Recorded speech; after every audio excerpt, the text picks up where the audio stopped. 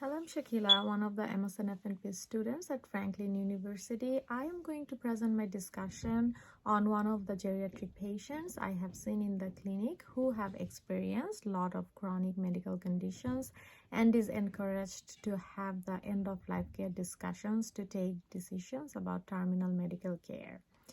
I thought she will be a great patient to present to you all to help show you the importance of end-of-life discussions and end-of-life care decisions. So, a little overview about my patient. She is a 87 years old female who has history of CVA, COPD, chronic CHF, hypertension, hyperlipidemia, and irritable bowel diseases. She presented to the clinic with the complaint of having pain in right rib cage area and shortness of breath for 2 to 3 days. Patient reported that her oxygen saturation was most of the time 87 to 90% with continuous flow 4 liters of oxygen through the nasal cannula. Her baseline was 2 liters of oxygen as needed use even in last year. She has been hospitalized 7 times in the past 3 months because of her CHF exacerbation. Patient was a retired chemical technician who worked in a chemical industry for almost 35 years. She was happily married for about 55 years with her husband, who passed away 11 years ago. Patient lived at home by herself, but her daughter and son lives within 2 miles from her home, who come almost every day to visit and help her with her daily living things. She was a former smoker who smoked for about 45 years and she was non-alcoholic. With her rapidly progressive declination of the health conditions, she was feeling weak and having difficulty walking for about 9 months. She was stating that she could hardly get from one room to the next, and that was very heartbreaking for her. Before the first hard encounter of disease process in last year, September, she was usually cleaning the house, doing laundry along with all other daily living activities without having much issues. After her visit to my clinic in May 2023, she was sent home where we suggested scheduled use of Tylenol and lidocaine patch for ribcage pain, increased dose of Lasix, and the frequency, as well as some antibiotic for her COPD exacerbation. She was prescribed to take prednisone also for her COPD exacerbation. She came back to the clinic in 3 days as everything worsened. She did not really make much urine, so she ended up getting sent to the hospital. I was following up on this case and found she was diagnosed with pneumonia with sepsis and acute kidney injury. She was showing many signs of having multi-organ failure. There was not a distinguishing kind between was it the pneumonia that caused the organ damage or was it the heart failure caused swelling and other symptoms. Hospital providers ended up rehydrating her. It was a prolonged period of time of treatment in the hospital. She had many life-sustaining measures implemented and ended up with withdrawal of care after about a week. They took her off life support due to being diagnosed as brain dead. A couple of things that we discussed with her during our visit. She did have her healthcare proxy already sent in place, who was her daughter, uh, who she was very close. Daughter lived close to her house, came to visit her almost every day, and helped her with her daily living chores. Patient said she knew that daughter would respect her desires. She had discussed in depth about what she wanted. If any of the life-ending medical conditions happens to her, um, daughter will just respect her decisions. She was very understanding about her terminal illness and really open on discussing her end of life care with me, because she had already a lot of those conversations with her children with worsening of her chronic medical conditions. I chose this patient as she was just so open to these conversations and really helped me to learn a lot about the importance of them. Her family was supportive. She had a daughter and son who were very involved in her care. Her daughter was present with her in the clinic at this evaluation, and she was very supportive. Daughter expressed that whatever her mother wanted, she was happy with those decisions. It was good to see that they had these discussions before coming. A couple of barriers, the daughter did state that it was very hard to see the rapid worsening conditions of her mother.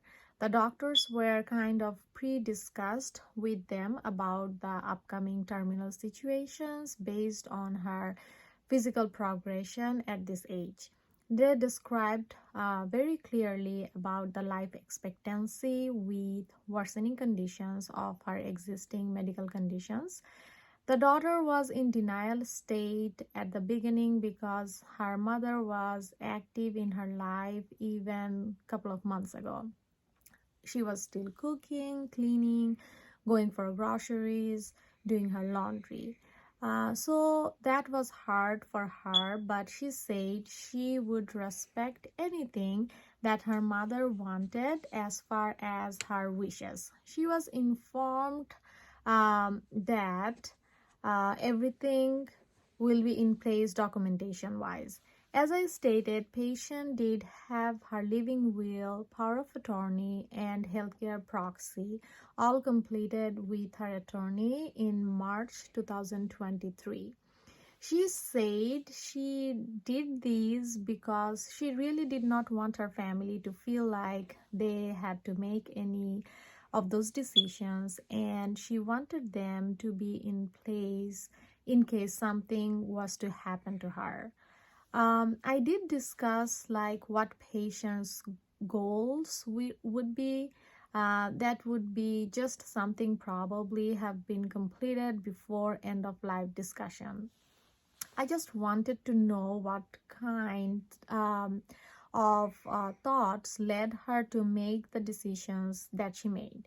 She said she really wanted to pursue all treatment that would allow for her to have um, to have more time with her family, but she did not want to have CPR if her heart stops, and she did not want to be intubated in death situation. Kept her on life support would be a burden to her family if she was not able to take care of herself or prefer her normal daily routine or perform her normal daily routine activities. Intervention wise, I asked her, was she okay with CPR, as sometimes patients could come back and go on. She stated that even though it is kind of a gray area, she just knew if she was not able to get back to her normal state of living, she really did not want the interventions done. and definitely not if she was considered brain dead. She did not want to be kept alive. Um, a couple of barriers that the patient stated. It was very hard for her to accept the progressive declination of her health conditions and accept that she had to make these decisions. She went through a lot of anxiety and depression with those declination stages, but at that age, patient stated she had lived a fantastic life with her husband and children where she served them the best. She got the privilege to be honored and satisfied from most of the people she met so far in her life. She was very thankful to God for giving her such a better and happy life. She said it was more about protecting her family and spending the time that she does have with her family and trying to minimize the barrier or the burden that she was going to create for them as far as with her living with diseases or even with her death. That is what she described to me for going through the living will process to make sure everything will be ready, even about her cremation process. She had everything already set up for her family so that they would not have to make any decisions, and everything was kind of taken care of. As far as advance directives, she had them completed after discussing with her family. Prior to the meeting with her attorney, they all were aware of what she wanted. She just wanted them to know about all her decisions were made from her, and there was no input from any other family members. Um, that would prevent any issues amongst the family after her passing. She did sign her daughter as her power of attorney. She has mentioned about some medical orders where she was pretty much okay with anything as long as it was short term, but not CPR or intubation to take the chance of improving her outcomes. She was hospitalized many times before. She allowed all the medical treatments and she thought it would prolong her life, like diagnostic things, medications, etc. When I did have this discussion with her, she was at full capacity. I mean, she was very much with a very much understanding of her diagnosis and the chance of short period of living with declined conditions. She said she wanted to make sure that medical treatment was done until her heart gave up or she was brain dead. She mostly focused on the matter that if she is brain dead and is not capable of waking up, where doctors know that she won't be able to go back to normal daily living activities, she did not want to go through anything else beyond that point.